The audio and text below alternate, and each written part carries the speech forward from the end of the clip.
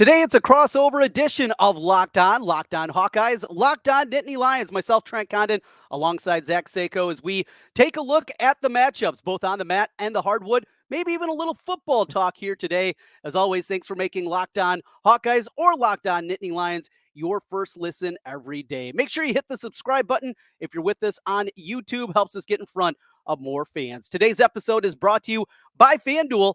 Make every moment more. New customers join today. You'll get $200 in bonus bets if your first bet of $5 or more wins.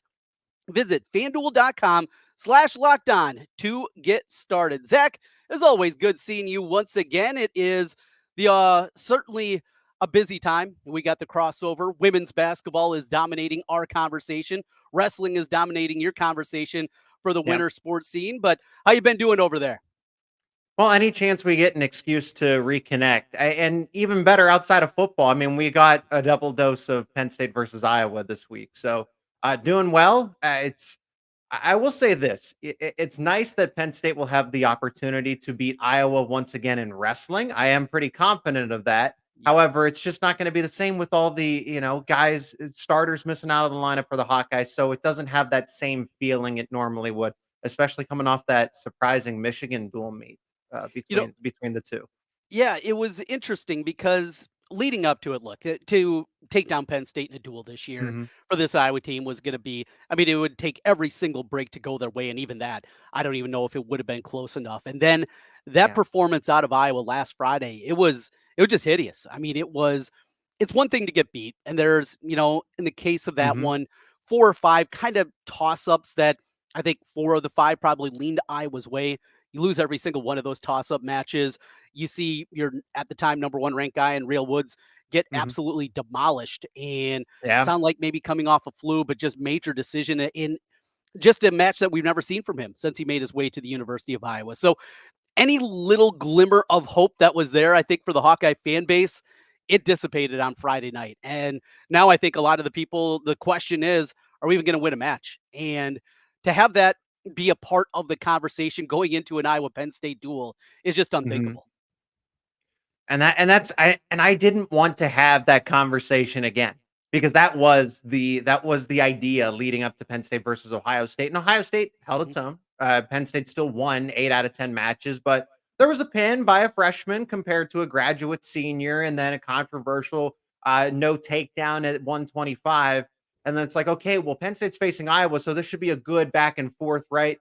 And then you start to look weight class by weight class, and Penn State's in another situation again where this might be at least guaranteed 8 wins with the possibility, again, the possibility of 9, even 10. I Mhm. mean, I'm looking at, of course, 141. Is Real Woods going to feel better? I had no idea that he was recovering from the flu, but Penn State's definitely dealing with that in its own right. There have been Aaron Nagel, someone who's been around Big Ten wrestling now, transferring in from Minnesota, was dealing with the flu. And then at 165, you have Mikey Caliendo versus Mitchell Messenbrink, who's come on really strong this season. So outside of 141 with Real Woods and Bartlett, and then at 165 with Messenbrink and Caliendo, this one might be all Penn State. And of course, there is 125. I shouldn't neglect that one. Yeah, And yeah. not everything's a given. Not everything's a given. Drake Ayala. No, listen to me.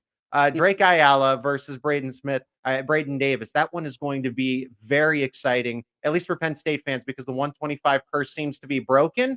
But Ayala, who's taken over, who learned behind Spencer Lee for how many years, has come on strong this season too. Yeah, and that's one I think you'd put more in probably the toss-up range. So before we Mhm. dig real deep into the duel, and we'll kind of go a little bit deeper into this, just give us an overview. As we look at Penn Yeah. State, comes in the overwhelming favorite. That gap maybe has even grown as we've gone through the course of this season. Just an overview for the Hawkeye fans listening and the Penn State fans. As you look at this program, where they are right now, if they don't win another national championship, it'll be a shock. But just kind of how the Mhm. season has gone to this point. Well, I'll try to synthesize it as best as I can. I think so. There's things that Penn State is chasing and truly historic because there's a discussion about this being the best Penn State Cale Sanderson team, best Cale Sanderson team, best Penn State team in history, possibly the best tournament team in history, and something that I think Iowa holds actually, Yes. where the most points scored in the NCAA championship. So Penn State is truly chasing something historic here. They were able to solve the problems at 125. They've utilized the transfer portal to the best of their abilities.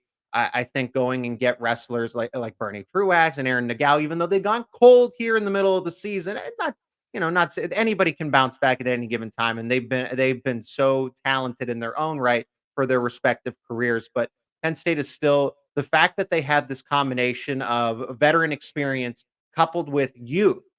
Braden Davis is a true freshman. Mitchell Messenbrink is a redshirt freshman, but he's also starting for the first time at Penn State, transfers in, and in year one, he's the 165 starter. You have Levi Haynes, who's now a true sophomore.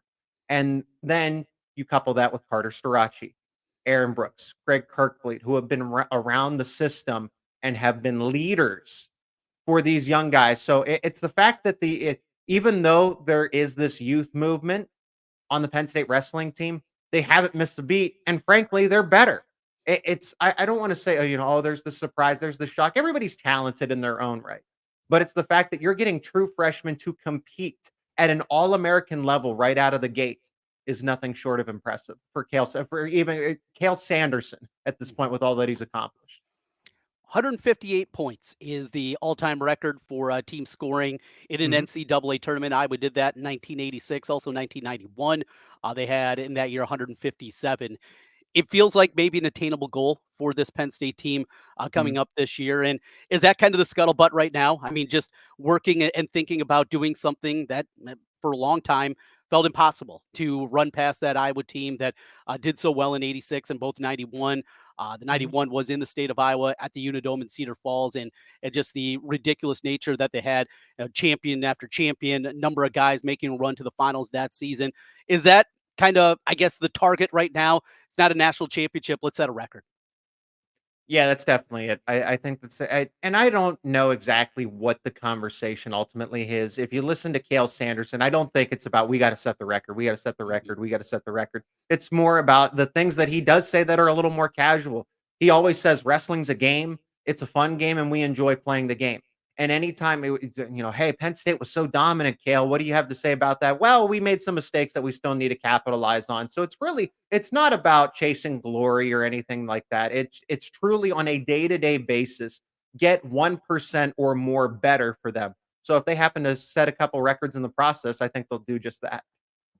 We're going to talk about this duel and dig a little bit deeper into things. We got basketball to talk about, a doubleheader before we get to Friday with both the men and the women facing off against each other. Back-to-back games on Mhm. BTN on Thursday night. Maybe a little football as well as we continue. We're talking Hawkeyes and Nittany Lions. This is Locked On Hawkeyes and Nittany Lions crossover edition.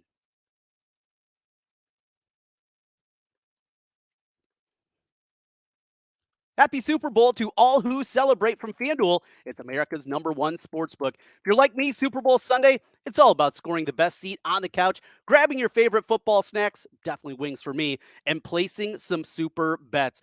Line sits currently San Francisco favored by 2, but it's not just about the game, not about the total. It's about all the props that they have and everything that you can look at to make FanDuel send your end of season of the football year with a W or 2 or 3.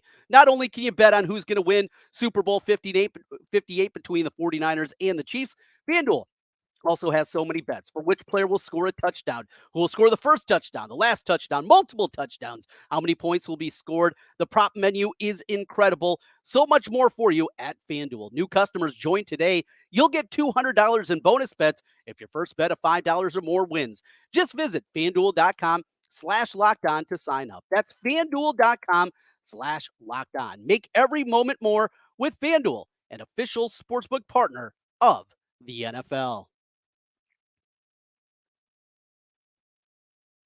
Welcome back once again. It is a crossover edition, Locked On Hawkeyes with myself, Trent Condon, and Locked On Nittany Lions with Zach Seyko. Zach, let's dig in a little bit deeper. You talked about a couple of the matches that appear to be Mhm. toss-ups. I think one of the most intriguing ones will be at heavyweight, and what we see at the end. Yeah. Will Ben Keeter go out there for Iowa? Will he take it, or will it be Hill? Keeter, as accomplished as an amateur wrestler as anybody that we've seen going back to Spencer Lee, what he's done on the national scene already, but he's also a football player. Just getting back on the mat after the football season concluded. He's been out there a couple of times, and The question Mhm. still remains here in Hawkeye land. Do you go out there? Does he get past the 5 match limit, and does he burn his red shirt this season, or do you maintain that in a year where a national championship looks unattainable, building towards the future? Same thing with Gabe Arnold, also wrestling right now. Another guy that, as a true Mhm. freshman, probably could be an All-American. And I think the same case for Keeter, but you're talking down the podium a while. So it's about building for the future there. That's probably the most intriguing one for me and the great unknown of what we're going to see at heavyweight. Well, and that's just it and what I led off with because I know that Iowa is dealing with some of the ramifications of the gambling allegations, or I will just call it the gambling scandal Mhm. in this case. And Tony Cassiope isn't going to be out there, so uh, and that's what I mean. So Penn State and Iowa doesn't have the same flair this time around, unfortunately, because you would be able to cap off one of the number one versus number two teams in this dual meet hypothetically if guys like Tony Cassiope were available. And that one could have been a Big Ten title. That one could have been an NCAA title between Yeah. Kirkfleet and Cassiope, hypothetically. So, Spencer Lee being gone also doesn't have, there. I respected Spencer Lee a lot, one of the best wrestlers in history when it comes to collegiate wrestling and what he decides to do, continue to do in the future with his career. But Spencer Lee coming over from Pennsylvania, there was that rivalry aspect to it. People didn't like Spencer Lee because since he was a Pennsylvania kid and then ends up going to Iowa and terrorizing the Big Ten and the NCAA's for as long as he did. So there, couple that with just the unknown and the unfortunate circumstances, some poor decision again, allegedly, right? Some poor decisions allegedly. This doesn't hold what it normally does here. And uh, Gabe Arnold's really talented, but he's gonna get a little bit of a reality check. And I know that him and Carter Starachi have some prior beef before the Yes. season. The beefs are fun, right? That's what makes Hmm. the sport of wrestling kind of what it is for people Yeah. that are diving back into it. And that's a lot of people I know as we get closer to March. A lot of more people are starting to tune in and get really re-engaged with wrestling. The more Hmm. casual a wrestling fan. A lot of changes in collegiate wrestling and changes across the Yeah. board with 3-point takedowns and the like. What's kind of been the feedback that you've heard from the fan base and a great wrestling fan base there at Penn State with the changes and trying to evolve the sport of wrestling, get a little more action. Yeah. At the collegiate level, it's just so high level. I mean, these guys are so Hmm. talented. They know what Yeah. they do, and it turns into, when you got two wrestlers, just such a slog at times. What has been the feedback that you've heard? I mean, it's definitely more exciting. There's been some changes just in general, like traditionally. I mean, music isn't really played at wrestling dual meets, and Penn State has made a change there just to try to make it a little more entertaining and appealing for other types of fans, different fans, rather than it just be, hey, we're just wrestling and that's all we're gonna do here. As far as the rules go, I haven't heard anything specifically as far as direct feedback. Like, yeah, I prefer 3/2. There's definitely that you miss that two scream, Mhm. when it's going back and forth. But watching it now, comparing it to years past, it's definitely I like the 3 points. It also benefits what Penn State likes to do. Penn State is more of they teach an aggressive style of wrestling. They're offensive, most of them are offensive wrestlers. So this 3 points allows them to do so much more and they're being rewarded for it now. So I look at some select wrestlers, like Michigan in particular, just has a couple where it's not benefiting them because they were defensive wrestlers all along, and it doesn't reward that. So when you have Aaron Brooks, who is getting tech fall after tech fall after tech fall, and then Mitchell Messenbrink, who I don't want to say has adopted this style, but continues to craft this style that was already in his nature, comes to Penn State, and then he's able to, build it up, right? And then he's able to get so it makes for Penn State to be a stronger team because they're just already naturally an offensive team with the way they like to attack and score points. And now they're rewarded for it. All right, prediction time. Let's get into it, Zach. What you anticipate to see here? I'll kick it off. As Yeah. I said, I don't have a whole lot of hope of getting this one. I just want to see at least a couple of wins here. We're going to do that. How about 27-6? Penn State rolls and Iowa gets at least 2 victories on the mat. Which victories are you looking for? Like, where is that? Is that 125, Yeah, 165? I was 125 for sure. I think Ayala. Okay. I am hopeful at least that he can kind of turn it around here, and we'll go 165. Those are the two that I got in the win column for Iowa. Whew. If Bartlett is better, Mhm. That's the one that I really circle. I think that Braden Davis is still a little underestimated here. I mean, he's number 3 in the country for a reason. I know he got a scare against Vinny Kilcurie against Ohio State, and it was a takedown. I'm not afraid to admit that as, Penn State podcast host. But, Drake Ayala is just kinda just a little back and forth seeing, I know he's top 5. I think he'll be an All-American, but just a little inconsistent for me at times. And same thing, Mitchell Messenbrink. He's wrestling like a maniac because he feels, I don't want to say that he feels he's being disrespected, but there's just that. So him and Mikey Caliendo are probably, that one is probably the most exciting one for me. I say if I'm going to give a score, just for the lack of like trying to calculate every single bonus point, I guess I'm going to go in the neighborhood of something like 30-3. I mean, Iowa's not going to give up a lot of bonus points, but I only have one decision that I think in my mind legitimately happens, and that's Real Woods over Bo Bartlett, and that's assuming he's 100% in his own right. But like you said at the top, this very well could be a sweep for the Nittany Lions if all goes well. Yeah, it's crazy. I mean, even if Iowa can get 25, that's a Mhm, possibility, right?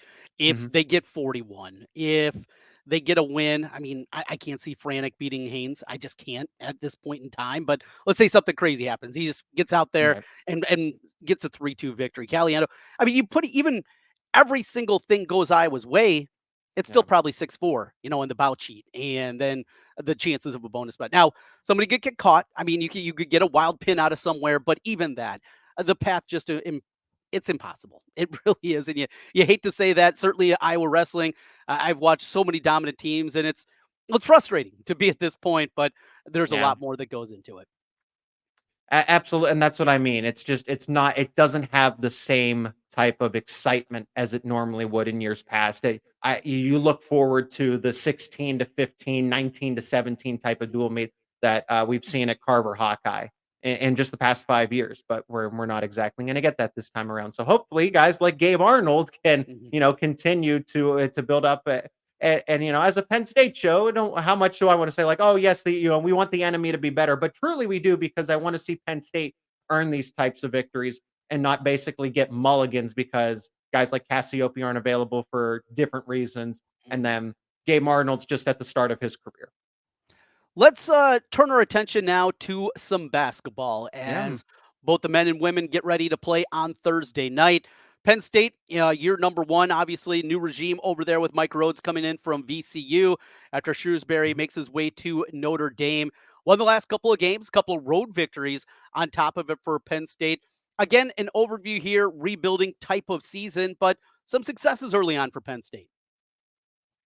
Yeah, it's the fact that they've shattered expectations. I mean, 5-6 in the Big Ten. Okay, that's not exactly too flattering, but Mhm. Trent, I don't know how many preseason polls you looked at, preseason rankings that said for the Big Ten overview that Penn State 14th in the Big Ten, they're going to be last. On this show, we kept saying that no, Penn State is not a bottom feeder. This is a team that can be competitive and has elements of an NCAA tournament team. You have the A10 player of the year last year, who also coupled as the defensive player of the year in Ace Baldwin. You have a proven winning coach who has been successful every stop of the way of his career. So, yes, it's new in the Big Ten scheme, but because of the transfer portal, it doesn't take at least 3 or 4 years to build it up because he comes in late in terms of where they are in timing of the offseason, but is able to get in, get some high school recruiting started, but focus on building out of the transfer portal and getting veterans, 6th-year guys, 5th-year guys, 4th-year, 3rd-year, 2nd-year, while getting some true freshmen in the process. So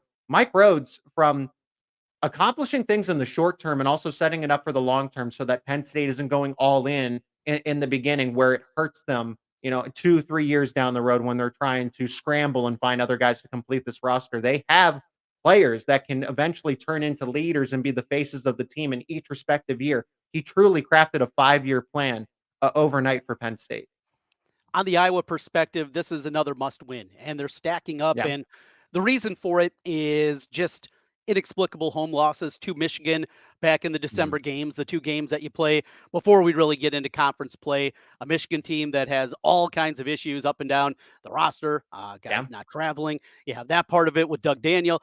And then you couple it with what's happened with Juwan Howard. He looked like he was maybe going to be fired right before the game. They lose that one, blow a late lead at home against Maryland, let one slip away against Indiana on the road.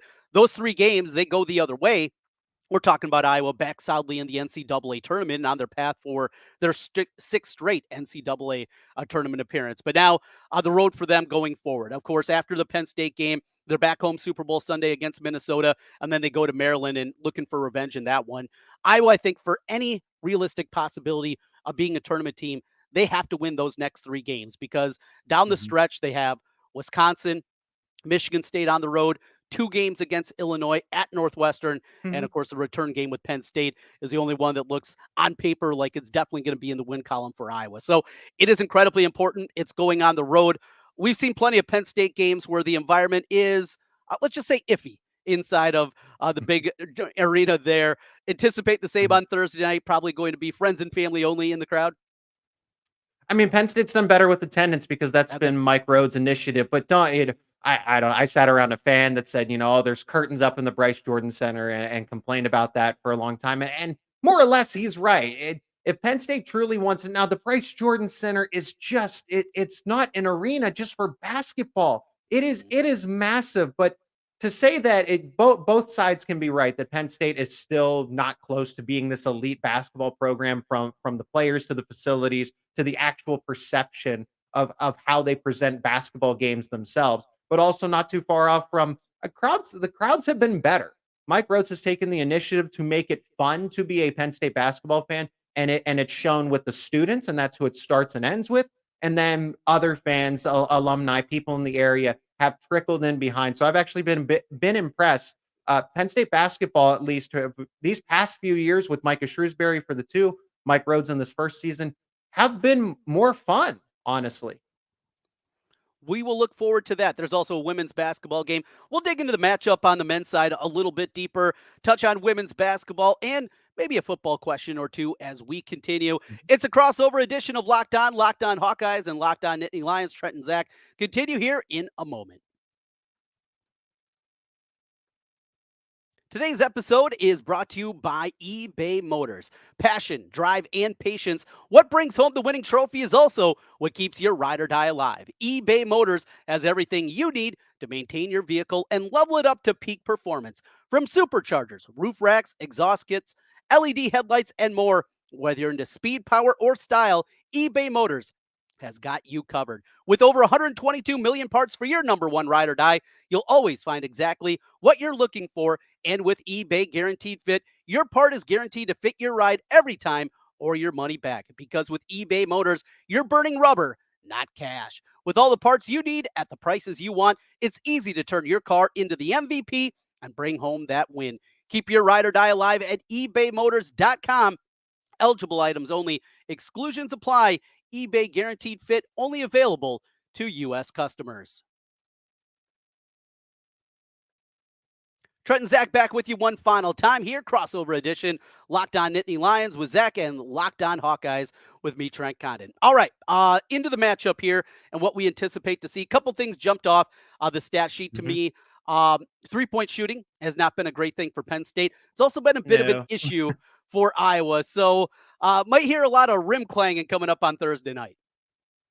Well, but these teams like to play fast. So even though there's going to be a lot of bricks thrown at the backboard, and you might think that Penn State and Iowa are respectively building houses in the Bryce Jordan Center, these two teams will be able to score at will. And I think finding a way, because Penn State played more of a Mike Rhodes type of style against Rutgers. And I think that was more the nature of the Rutgers game, being on the road and everything. But you're also missing your best offensive player in Kanye Clary to this point. But with that being said, you're also missing a defensive liability. So you saw a little more higher scoring, but Penn State, without its best offensive weapon, beat Rutgers on the road by double digits and then beat Indiana for the first time in a decade by double digits. So they hadn't won out there in 10 years. And then to beat them by double digits was impressive again without Kanye Clary. So Kanye Clary is expected to be back. Iowa likes to score points and push the tempo. Penn State, because of the system they have in place right now in their two guard system when they're both healthy, and Ace Baldwin and Kanye Clary, they like to attack. They like to create steals, create turnovers, but they do give up the easy baskets. So points will certainly not be at a premium in this one on Thursday night. high scoring affair. I kind of see it the same way. Yeah. Mentioned the importance from an Iowa perspective, but Penn State, they're kind of moving up that ladder now and they're thinking about what at minimum getting a single bye, doing something like that, being able to play, get into the top 8, top 9, something like that. I mean, that's a realistic possibility, it feels like, for this Penn State team, the way they played over the last couple of weeks. I mean, why not? When you beat teams that are comparable to you, and you've had them. You took Maryland to double overtime. You erased an 18-point deficit and beat Ohio State. I know Ohio State's going down, going down in the conference a little bit, but it's the victories when you're a 7-point underdog, and really not many teams, not many perspectives, spectators, analysts are giving you a chance against Rutgers, against Indiana, and again, you take that and you win by 10 plus without your best offensive player. So it's trying to I think they found something here, but you have to be able to capture this in a bottle while also you can't neglect Kanye Clary because he's your leading scorer, averaging over 18 points a game. You can't just say, well, because we won these two games, we're going to bench you. But I really do think they should consider taking some of his minutes away because he is a defensive liability at times just because he's a smaller guard. He's a mismatch. And I know that Iowa, an offensive juggernaut, is going to try to exploit that if he is out there at full strength. We don't have official confirmation if he's going to play, and if we imagine, we anticipate, but we don't know if he's going to play, and then for how long, if he's going to be on a minutes restriction or anything. The nightcap will be Iowa Penn State on the women's side of things, and Yeah. a great environment in Carver Hawkeye Arena. Sellout as the season's been sold out since May when season tickets went on there. Going to be something I'm sure different than what the Penn State players are used to going into that environment, but they're playing well. Lost their last time out against Michigan, but had won 6 Mhm. consecutive before that. What is it about this Penn State team as they played much better as we got back into conference play? I mean, if we're looking at it as an overall, Lady Line basketball has been a shell of itself. It really Yeah. hasn't been that competitive. Penn State hasn't been able to find an answer. And then Carolyn Keeger comes in, and it's like, okay, there's a little bit of optimism here that maybe Penn State can get back to its roots and its winning ways. But then, year one's disappointing, year two, year three, year four. And it's like, okay, new athletic director in Pat Kraft, is Coach Keeger going to stick around? I mean, that was the honest conversation as how much longer will she have since this wasn't the person that hired her. But full belief, full confidence from someone that she didn't work with originally, and now it's actually translated into results. You have she's been able to work the transfer portal. She's been able to also get players that are just, again, it's kind of like Penn State wrestling, a mix of youth and veteran experience. Names to know, obviously, McKenna Marisa. Marisa's the dynamic scorer and has been for the past few years for Penn State. But it's the fact that they're getting, again, from younger players, and that Shea Chesky has been one of their better scorers this season. So those two combining together is what has helped Penn State be in the top half because they're still not overly dominant. This isn't a game I expect them to win, especially on the road against a top 5 Iowa team with Caitlin Clark, who's probably statistically going to go down as will go down as the best women's basketball player in college history. So if Penn State loses this game, it's okay in my mind. I've been very pleased and impressed with the way that they played this season. It should be a fun one and a doubleheader of basketball on Thursday night. Zach, let's finish up with this. Just a football thought going in for both Sure. sides. It's been such a fun rivalry. I know you're quite a bit younger than me, but Penn State, going back to when I was in school in the late '90s and seeing some of those games, going out to a couple of games in State College, and just the incredible environment. I feel like a lot of respect between the two programs now. I know what happened a couple years back in Kinnick ruffled some feathers, and James Franklin didn't take it very kindly to the injury. But that aside, it's been a fun rivalry, and we won't see it nearly as often as we have here over the last couple of decades. But Mhm. just Penn State going into the offseason, new Big Ten, obviously this year, a difficult schedule. Hey, you got what you wanted. No more East-West divide. You guys are good, right? All good with the Yeah. 18-team Big Ten. Yeah, there's just, I mean, and Penn State is in the conversation where if things go right, I'd put Ohio State up there. I'd put Oregon Yes. up there, but Mhm. Penn State's quietly this third place team. And then some people, I mean, ESPN feels pretty confident about having Penn State as the second best team in the Big Ten. It's Ohio State and essentially everybody else at this point. But yeah, that Yeah. East West divide going away, I am a huge fan of. And we call this new Big Ten. There could be a newer Big Ten with what's being discussed about rumors of Texas A&M joining the Right. conference, this alliance between the Big Ten and the SEC, and then a Super 2, and breaking away from the NCAA. I've talked about that on my show, but slowly, progressively, it's becoming more those are those where there's smoke, there's fire. So these rumors are starting to materialize a little bit. I'm not saying this is happening tomorrow, but honestly, 5 years from now, or maybe 2030, we could see something totally, completely different where college football is just its own separate entity. And it's behaved that way for the longest time. But why not actually doing it? Whether you're for or against it, I can understand your side of the debate, whichever anybody that takes, the audience, yourself, Trent. But Mhm. we are going to see a college football universe on its own exist, and it's not going to look anything like your father, your grandfather, your great grandfather's college football. Nothing like it. It's going to be a whole lot different, and getting into the 12-team playoff, the importance of that going to change the Mhm. equation certainly for a lot of programs. And year number one, new offensive coordinator coming in for Iowa as Tim Yeah, Lester will take over the reins there. The schedule, even with the Big Ten and the West going away, it actually sets up really well. Now they have to go to Ohio State early in the season, but short of that, they got Washington coming in. Obviously, a new coaching staff there. They go to Michigan State, new coaching staff there. They have the protected rivalry games against Wisconsin, Nebraska, and Minnesota. Two of those games are at home, the yeah. Nebraska and the Wisconsin games. It sets up really well for Iowa to have another run here. If they can just figure out that offense and at least become competent on that side, maybe Iowa can make another a run here coming up this season. Zach, as always, a lot of fun. Thanks for joining us here. Thanks for the crossover. A good idea. Wrestling, basketball, football. We hit it all. All of Always it. good. Yeah, like I said, anytime we can have an excuse to have a crossover extravaganza, and we were able to hit on so many sports in the process. Very much enjoyed the conversation since it wasn't so hyper focused on one topic. And it's always great to chat with you, Trent. Zach, also want to remind everybody Locked On has launched the first ever national sports 24/7 streaming channel on YouTube. It's Locked On Sports Today, and it's here for you 24/7, covering the top sports stories of the day with local experts of Locked On, plus our national shows covering every league.